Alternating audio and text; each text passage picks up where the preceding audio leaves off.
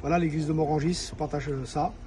Donc là, on est vraiment dans la prison de l'apôtre Paul, dans Acte 16, lorsque Paul et Silas, ils ont prié pour cette femme qui était possédée. La Bible dit que le diable a été dérangé là.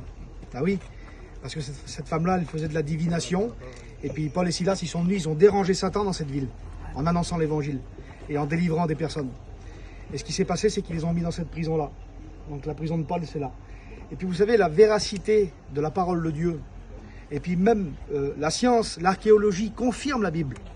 Et l'année dernière, un archéologue qui était là nous expliquait ça, que ça a été prouvé scientifiquement que ici, vous voyez la prison là, ça c'est la prison de l'apôtre Paul, ça a été prouvé scientifiquement que tout autour ici là, il y a eu un tremblement de terre. Il y a la terre qui a tremblé, ils ont vu avec les appareils que ça a tremblé, il y a plus de 2000 ans qu'il y a eu un tremblement de terre ici. Et quand on lit la Bible, à cause de la louange, à cause de la prière et des cantiques de Paul et Silas, les murs ils ont tremblé. J'aimerais vous dire, mes frères et sœurs, que la prière, ça fait trembler les murs. La prière laisse des impacts, même 2000 ans après. Tous les gens qui ont vécu dans cette ville-là, ils n'ont laissé aucun impact. Il y a des milliers de personnes ici qui ont vécu dans la ville, on ne se souvient plus d'eux. On ne sait plus c'est qui ces gens-là. Pourtant, il y avait des commerces, pourtant, il y avait plein de choses.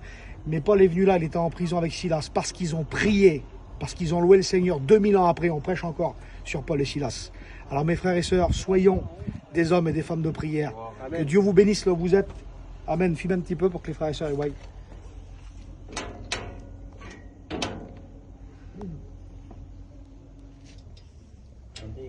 Que Dieu vous bénisse. Merci Seigneur.